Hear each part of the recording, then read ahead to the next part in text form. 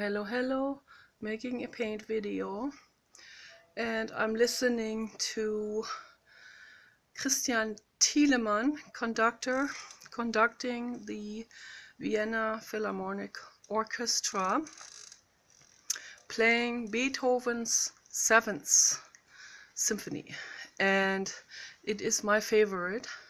And I want to say something real quick before I get started, because this requires my full focus before I paint and talk at the same time, because when I paint and talk at the same time, I kind of like go into like free flow thinking. This one here that I wanted to say is so significant that it requires my focus. I also wanted to express that way. So I have to wind the time back to 2004. It was the year when I was grieving for Ludwig, a former dog, a former Great Dane. And lots of changes happened in our lives. We sold the house, Ludwig died. We left LA with our former dog, Samantha, Great Dane mix, and traveling in our motorhome first for 3 years before we wanted to buy something. Sightseeing, sight having seen, not sight unseen. So that was a big thing for us, and we didn't just want to trade the house. Maybe we should have done it. I don't know. But it was harsh, but it was an important learning phase. It was a school, and I was just listening to their anchor talking in an interview, and they were showing clips of him channeling Bashar, which is a future version of himself. And Bashar always says, you need to let go. You need to completely let go. They all say it, of course. All of the teachers say it. Let go of the clinging, let go of the self-images, let go of all of this. So, and at some point, Bashar said, you have to listen to the Symphony No. 7 by Beethoven, particularly the second movement. And I've heard other people talk about this within the last couple of years. But when we left LA in the motorhome, I had an entire album of Beethoven symphonies with me on CD, and I didn't know about this. I had not been in contact with New Age people at that time. I was still an atheist. I had very limited contact and limited information. Google had not been built out at that time to that degree as it is today. And I didn't even know. I had no idea. I had no idea that this second movement of the Seventh Symphony by Beethoven is something that other people noticed as well. Okay, I had no idea about it.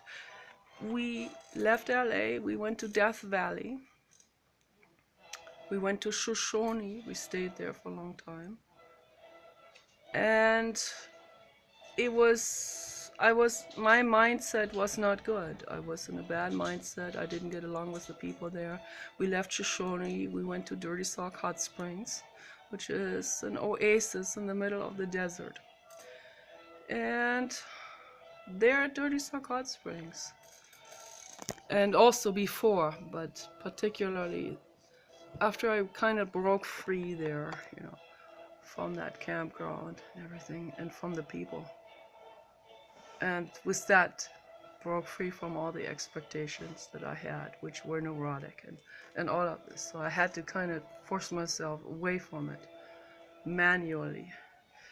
And there in Death Valley, there was sitting on the driver's seat in the motorhome with my feet up on that dashboard, listening to all of my Beethoven CDs and having it play real loud. And there was nobody around us, just Paul and Samantha.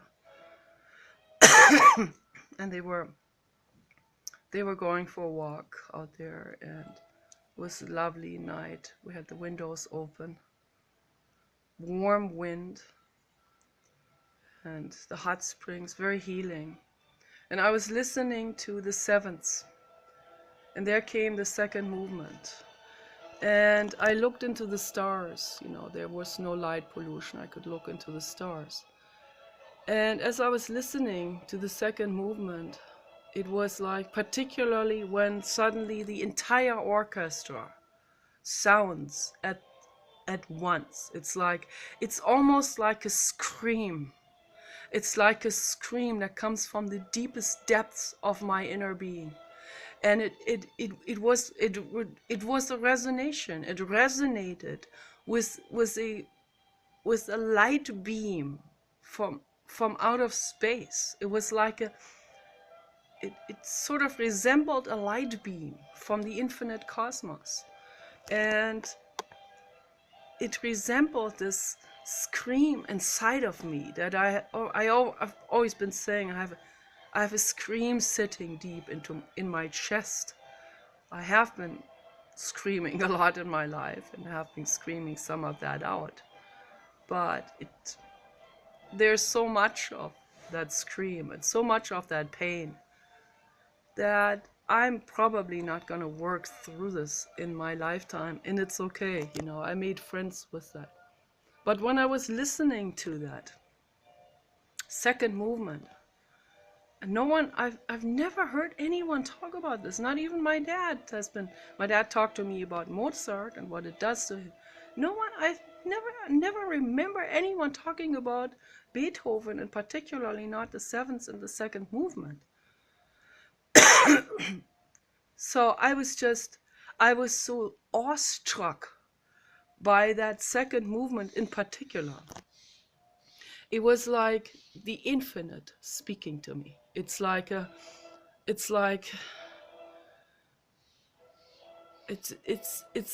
you can't even describe it in words. I'm listening to it right now. I have it on low.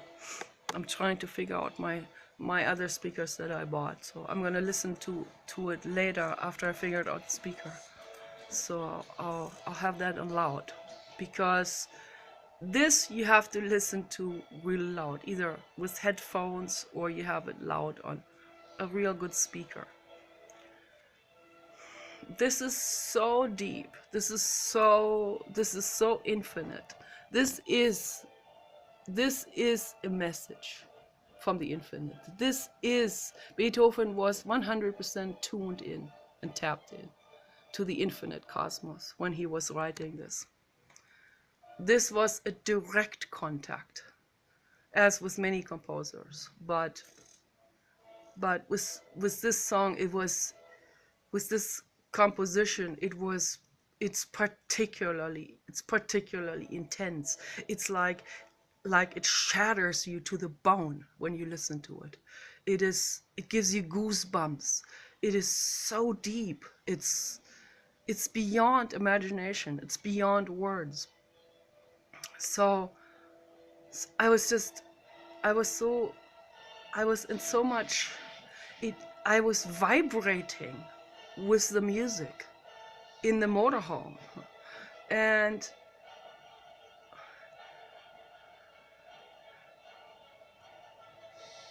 it was like, it felt like I was being heard by someone. Yeah, no human heard me. No human. They all disliked me. They didn't understand me. It's all big misunderstanding. Me, not being in my right mindset and all of this, and making up tons of mistakes, stepping on people's egos.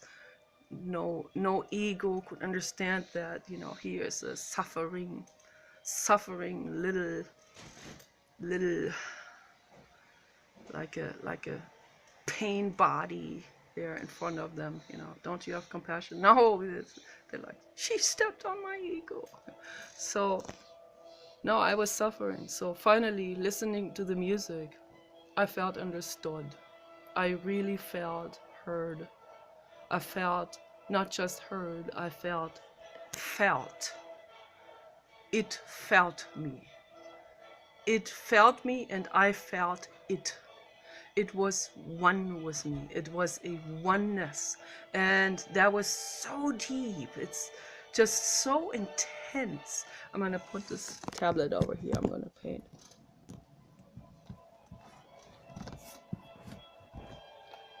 And it saved my life. It saved me through one of the harshest times in my life, one of the harshest phases. Grief, loneliness, huge changes happening, being uprooted. LA was the hometown of my choice. I was uprooted from that. It was a very, very harsh time. My childhood pain came up, all of it. The music saved my life. I wasn't even doing much artwork there because it was too difficult to do artwork in the motorhome for 3 years. I got some clay from the environment. I molded some things, but they fell apart because I wasn't able to heat that anywhere up over fire or anything. And it also had sand in it, the clay, but it was nice to make something out of natural clay. So anyway, we finally ended up back at the ocean. I'm not gonna say where, but but we came back to the ocean, and it was necessary for my lungs, and also because I constantly got electrocuted. The hot, dry winds in Reno electrocuted me. There was this, no one's gonna believe this, but if I even get this close to metal in the motorhome, there'll be this deep, dark blue, like a, let's see if I can find a blue. I don't even have that blue here. It's like maybe like this here. Sort of like this blue blood, but deeper.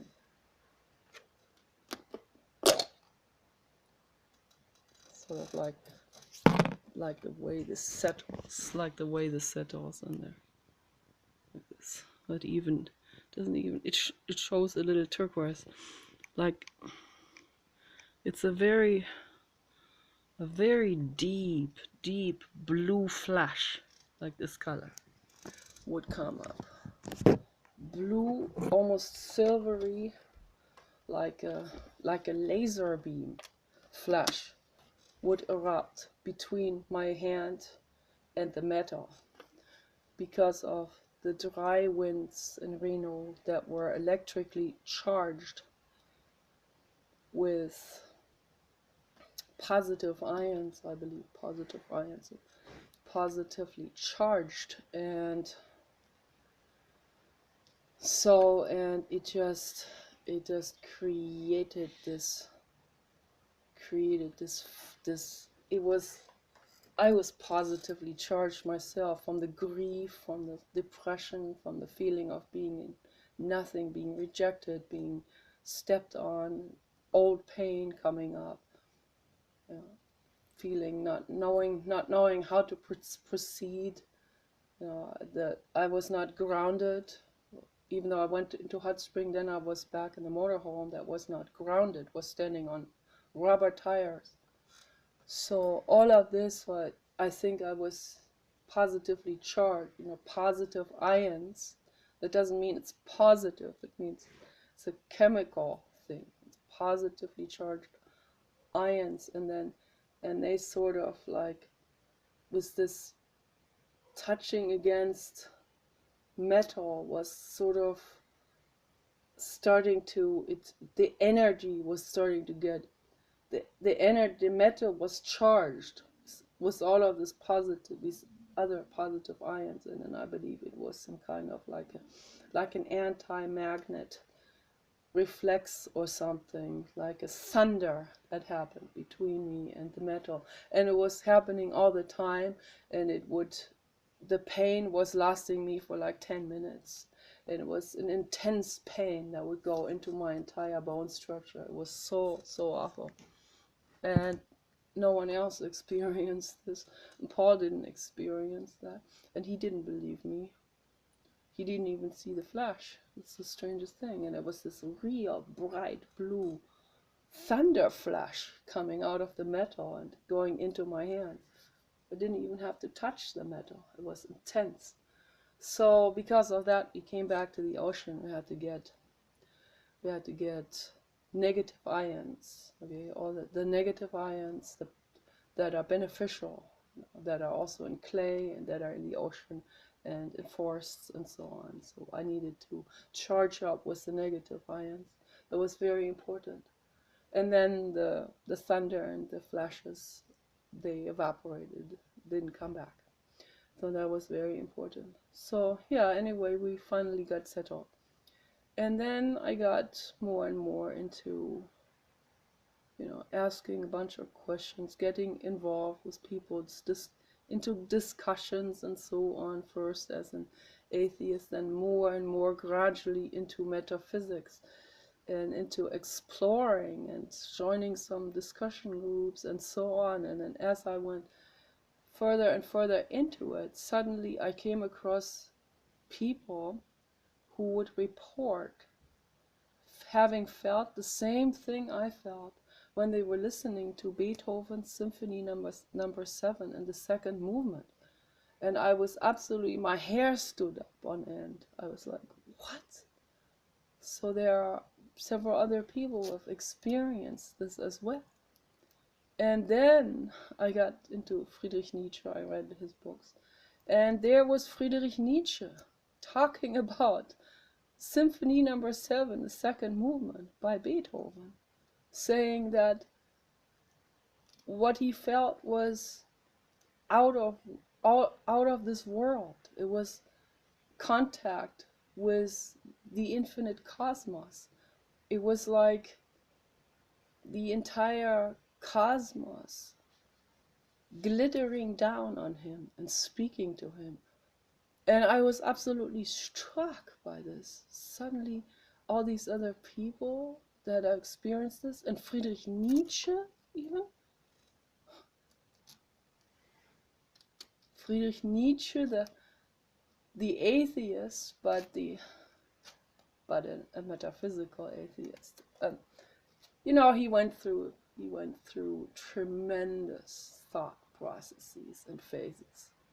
So first he was a Christian, then he became an atheist, and then he got deeper and deeper and deeper into metaphysics, because he experienced more and more and more things that were not quite understood by the knowledge they had at that time, around 1880, 1890, and that are not understood today either. So yeah, that was quite amazing. That was really quite amazing for me to see that other people have experienced that too. And then I visited my parents,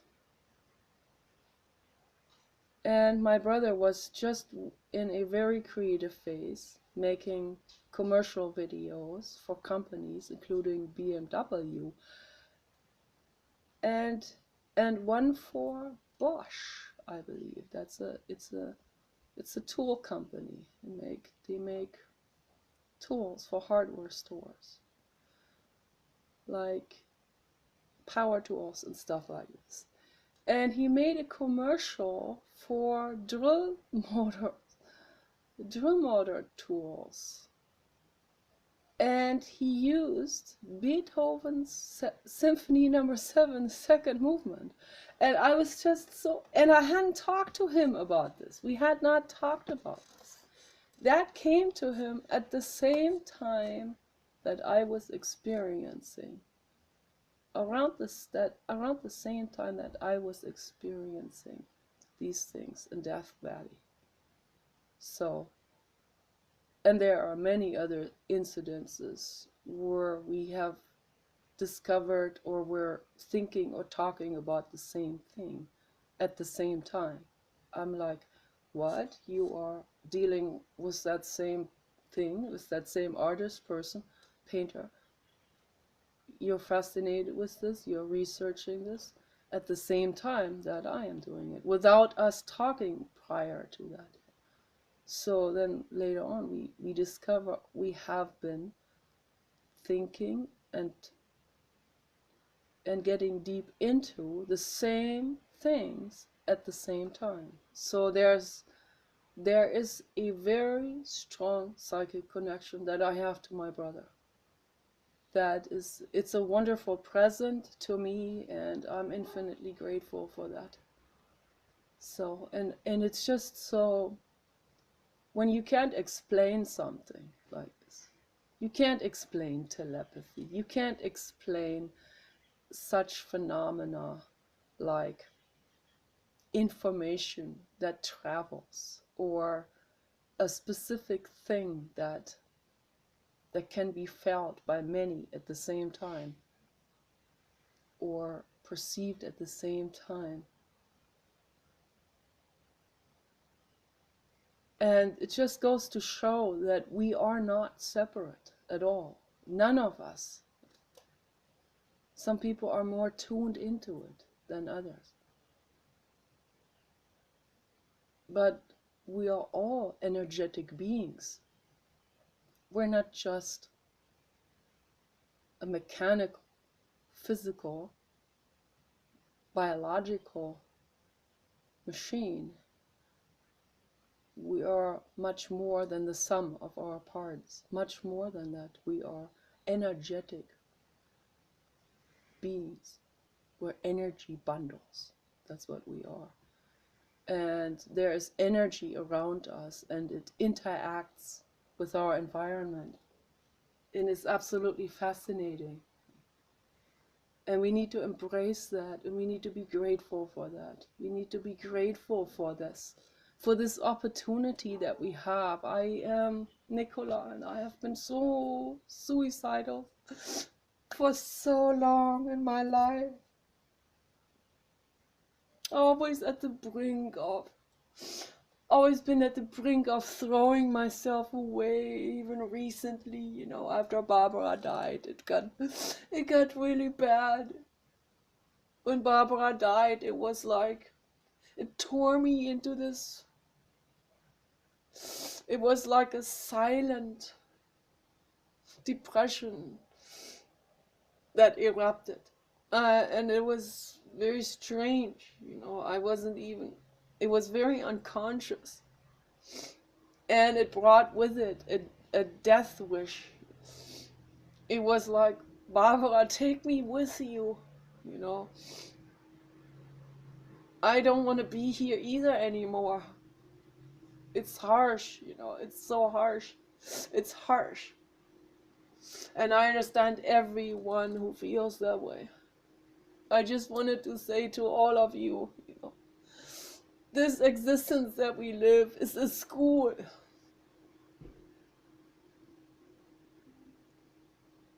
It's a school. And it is okay to cry. And it is okay to feel whatever you feel. Hate, anger. Even if you feel like garbage, which I felt for the last couple of months.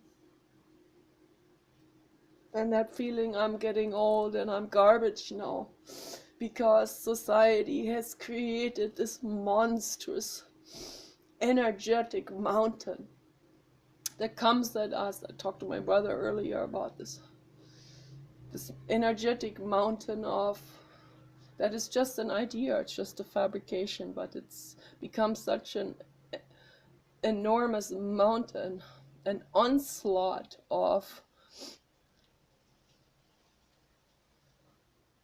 how we're supposed to look like in order to be lovable.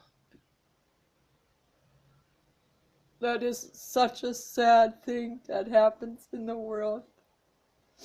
And teenagers committing suicide over it because they feel like garbage. They feel like they'll never be that. They'll never amount to that monster mountain onslaught of Hollywood idealism. And all of this is monstrous. It's the ego, it's imagination, it's image making, and it's not the truth. It's monstrous. It's monstrous, and it has taken many lives. And I felt like I got so sick for the last three weeks, so violently sick that I thought I wasn't gonna make it through this. But I made it through. I'm healing up now. I'm infinitely grateful to the infinite. I have prayed to the infinite.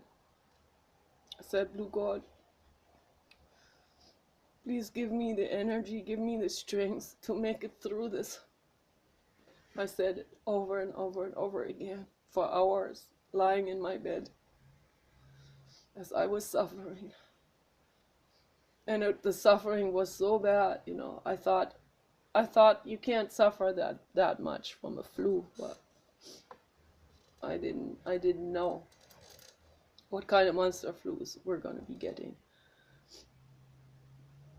And these monster flus that are happening now, they are taking lives, and they are resistant to medication. And all of this is happening because an overprescription of extreme toxic chemicals and antibiotics. It is a serious situation that is happening.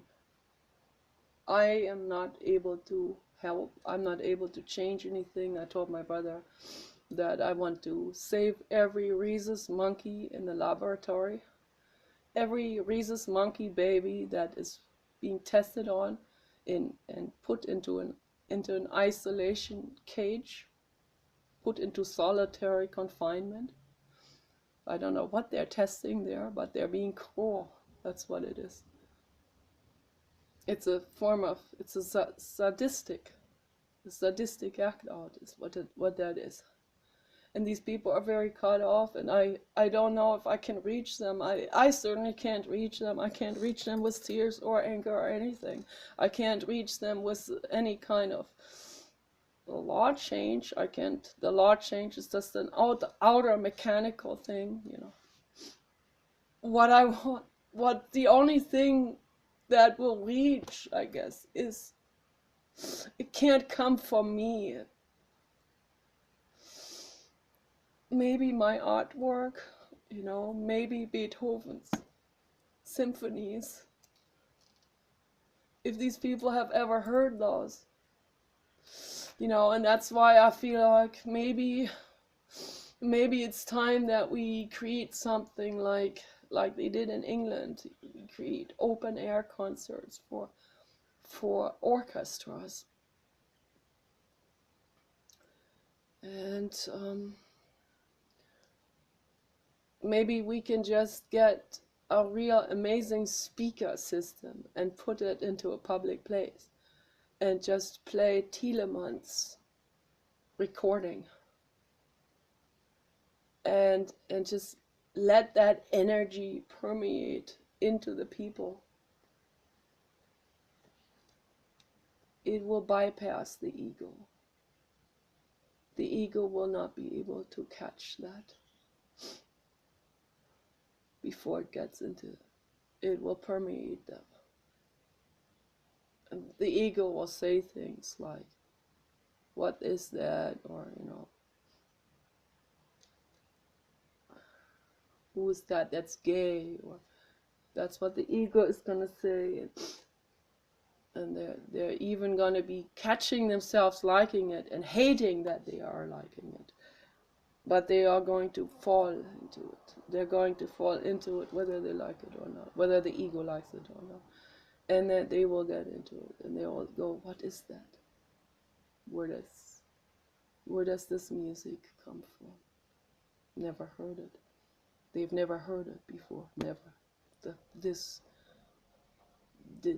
depths, this infinite culture has never been presented to those children. But traveling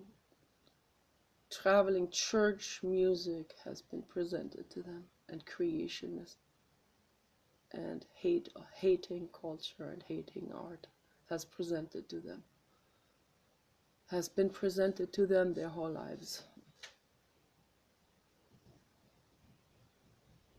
Hollywood is presented to them.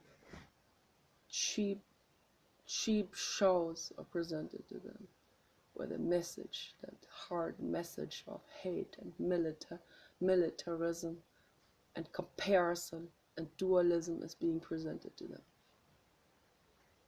I'm not a messenger when I'm angry, but the message is there. It's there. It's there by itself. So I'm not a good messenger, but the message is there, whether people like it or not. The message that humanity is doing something wrong, and that it's time that we look at it, that we look at what's wrong,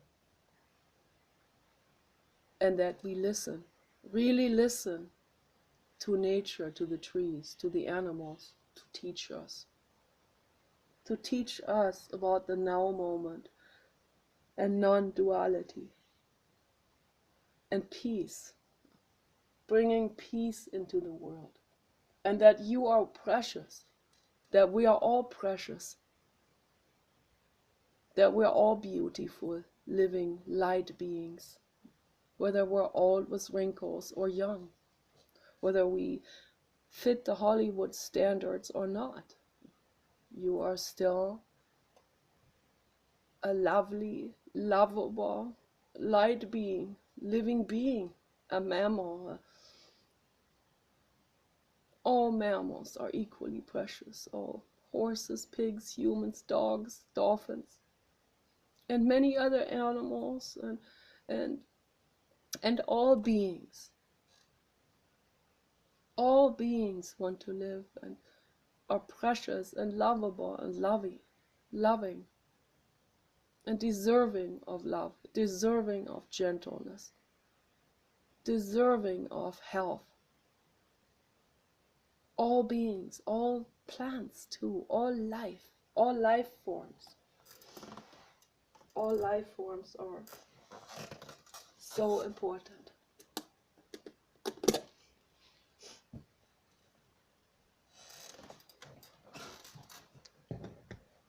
Gotta get myself a cotton swab. Gotta get cotton swab.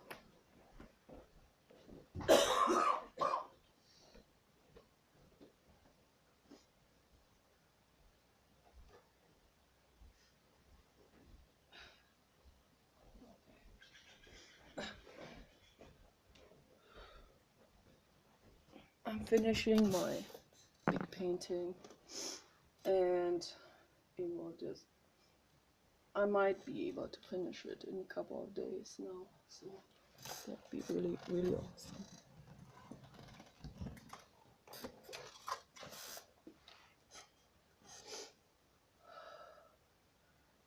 I'm just working on these contours.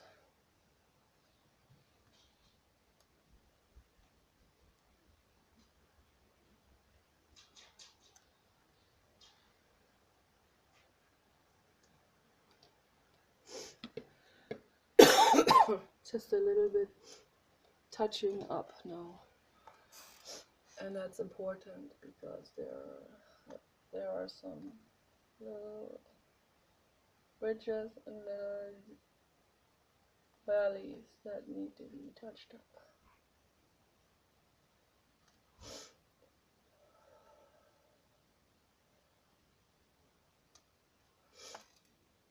I feel like this illness that I had, this flu, I don't know, maybe the next monster flu is gonna take me with it. One never knows. One never knows. We never know what's gonna happen next.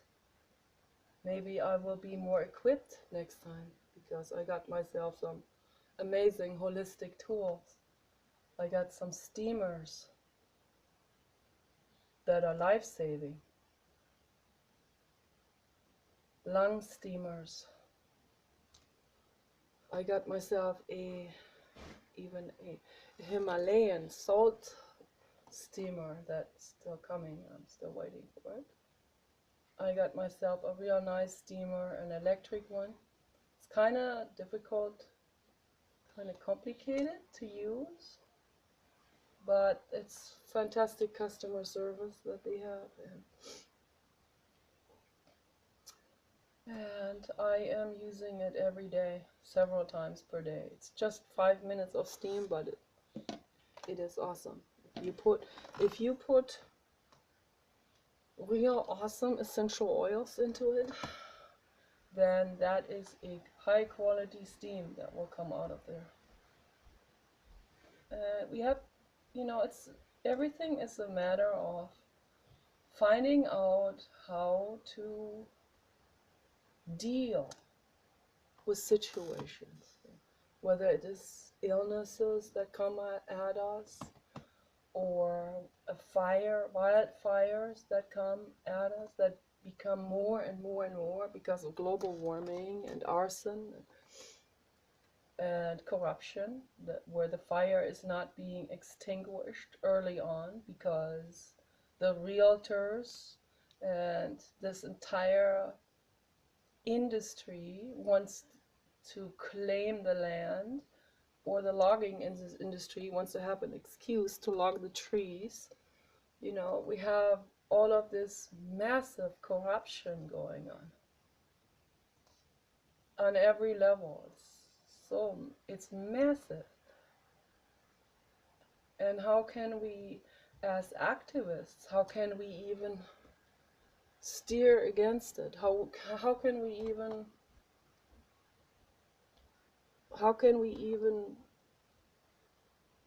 create a better law if the world around us, and particularly the people that are very eager to claim legislative office positions, how can we make things better if everything is being corrupted permanently, if they are corrupting against us on every level? It's very difficult. Every activist knows what I'm talking about.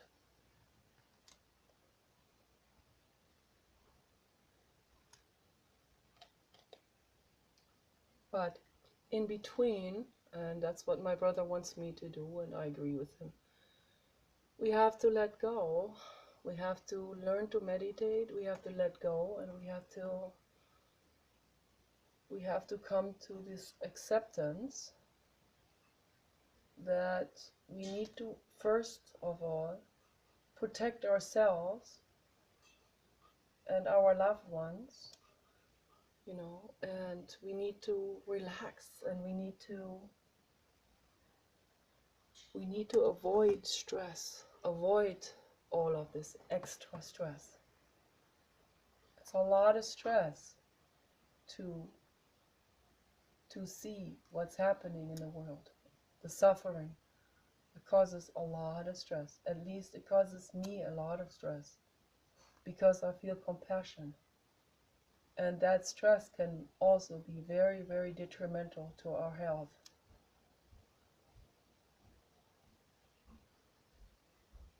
Well, in the moment that I feel the compassion and want to help, I don't care about my health. In that very moment, I care about the animals. The animals are being exploited. They're suffering. We need to do something. We need to do something about it to help. Right? So that's what I'm thinking in those moments. And I am doing something. I'm doing everything I can. I pull every string, every single string I have,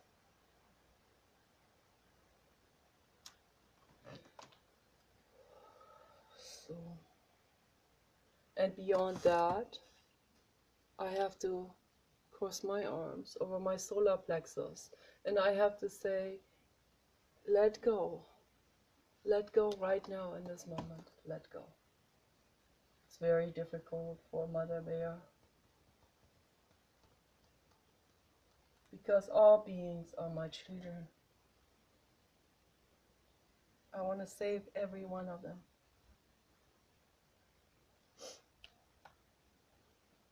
But I also have to save myself.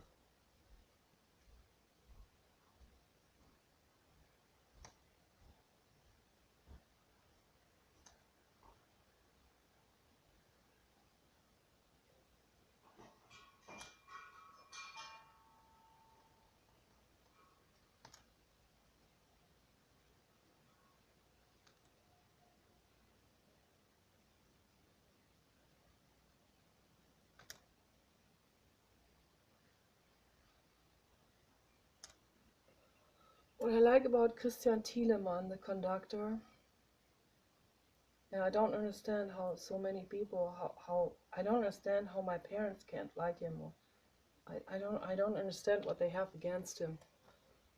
I like that. I love that. I love that amazing person. Maybe he's a little bit selfish, but his life's mission is to conduct orchestras. Not his life's mission is not to do what I'm doing. His purpose in his existence is to conduct amazing orchestras. And that's wonderful. And he's giving all of us a whole lot with his work. With his, some people call it selfish. But he's being radically honest and radically passionate about it. And he lives it to the fullest. And that's what he lives for. And I applaud him for that. And Bashar, Daryl Anker said also, Bashar said, do what you are passionate about.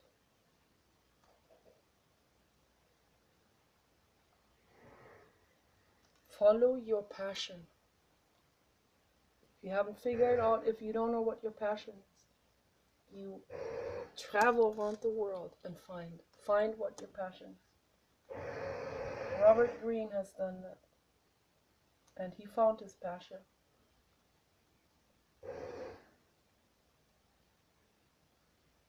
Observing people. And that's what I do too, observing people.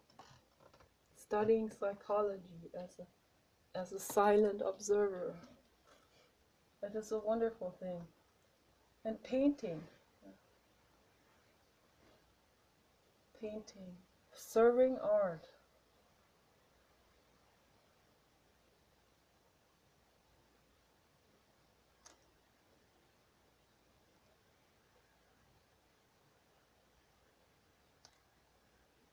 Doing something with this. Doing something with that power that you have inside of yourself.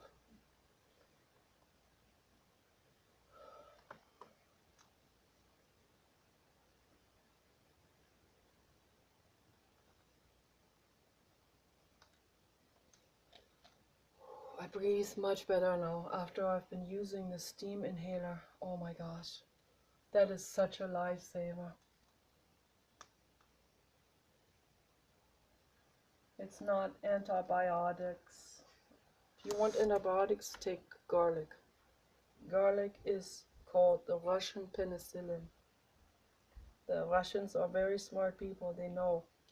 Okay, they always had that in their homes.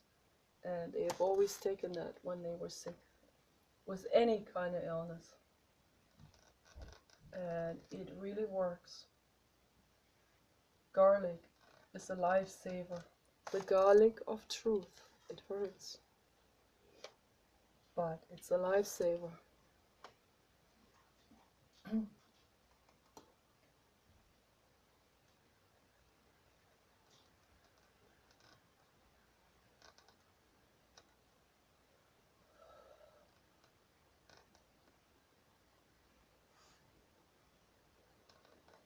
looking forward to figuring out my speaker.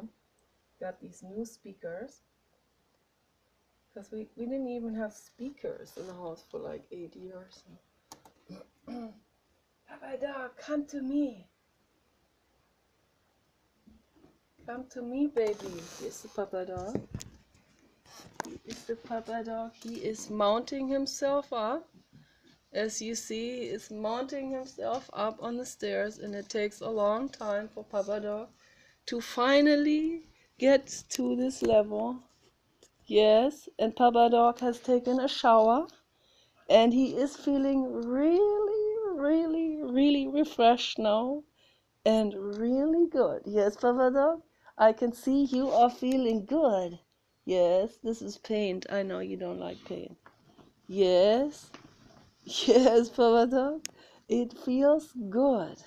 And I gave him new sheets, the new sheet on the lower cushion, the step cushion, and a new sheet, a new blankets on the couch, and he really likes it.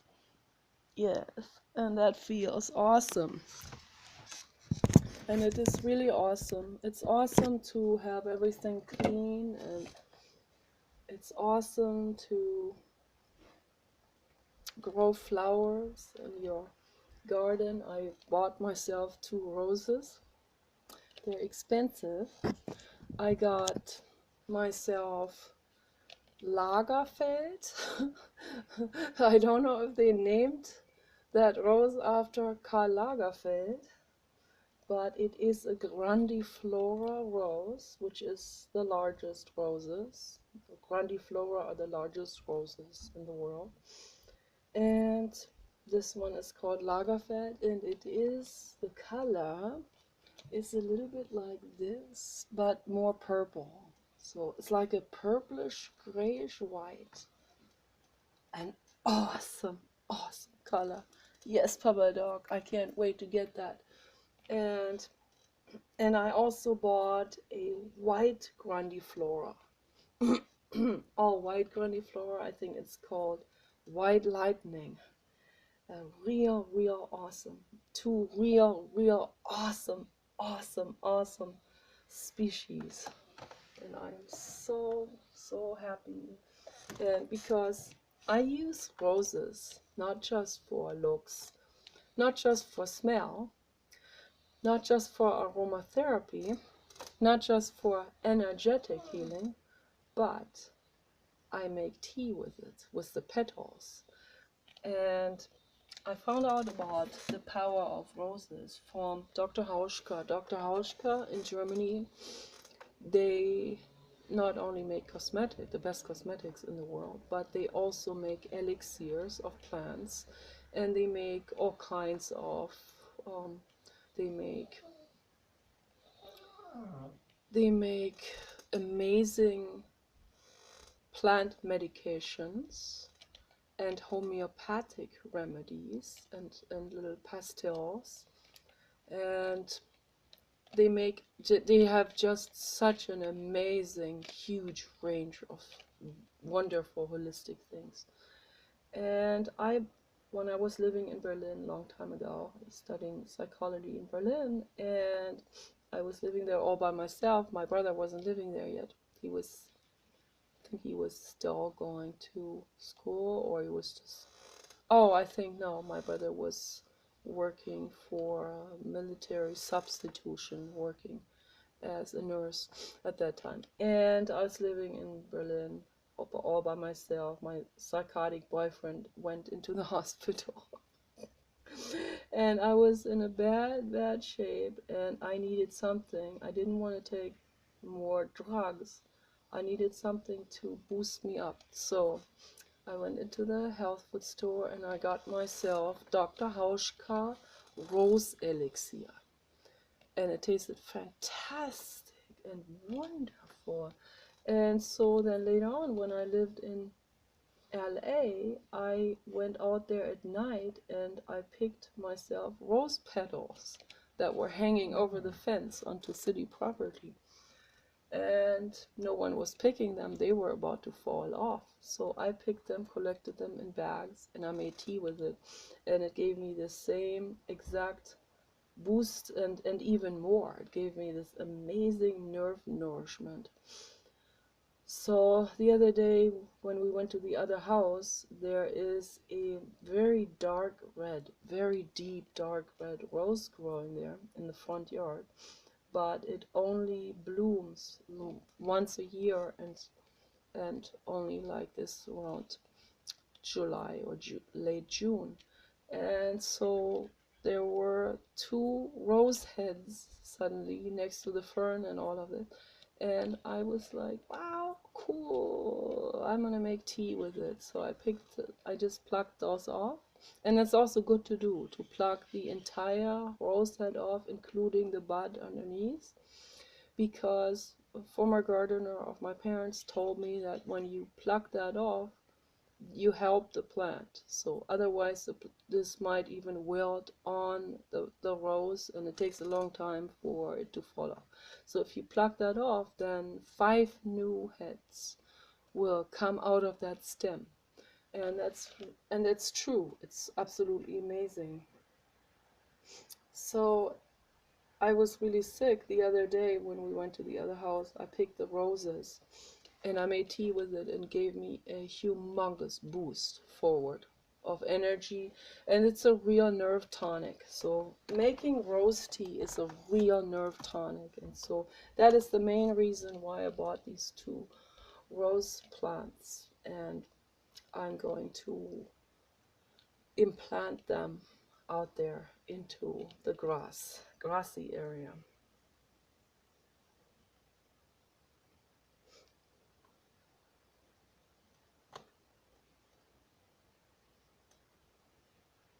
There are ways to make our lives better. We just have to keep researching. That's all you have to do. You have to keep researching. Not lean back and not fall into depression, but to keep researching. Research, research, research. That's really the answer to it. Holistic research. You need to know, you need to listen to your inner instinct also. Yes, Pavada. We need to listen to our inner voices when we research information on the internet, because there's a lot of unbeneficial information out there. Right? So we need to know which one is unbeneficial and which one is beneficial. For that, you have to listen to your inner voice. And that requires to really become quiet in your mind and not be bogged down with all these other thoughts about what people think or this or that. But quiet that part of your mind. Quiet yourself in regards to your self-image making and what other people think. Quiet that completely. And then, yeah, then you start to see things. You start to find things. And there is a solution for everything, a holistic solution for everything. Just because someone has a doctor title, that doesn't give that person the last instance of authority over what you're going to be doing with your body. Okay, that doesn't mean that he has the knowledge that applies to you. So you need to listen to yourself. We need to listen to our own inner voices and quiet the mind.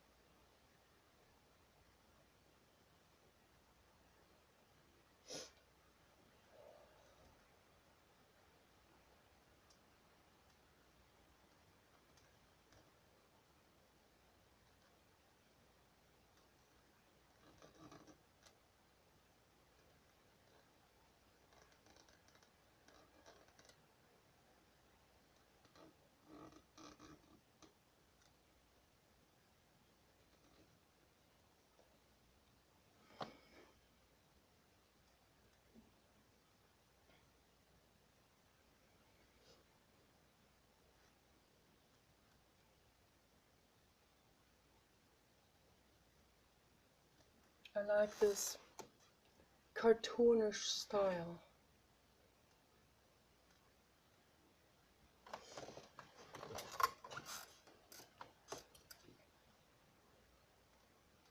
There's something very honest and fresh about it.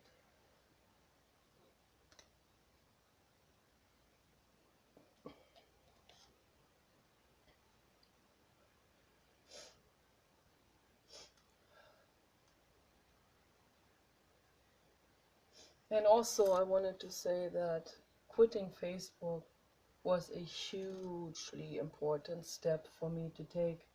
Hugely important.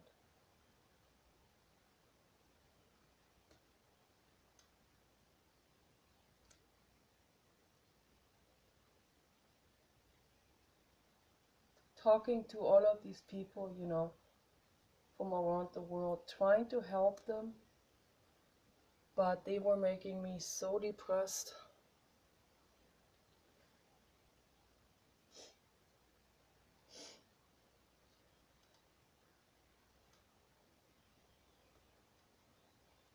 I'm saying in general, not all of them.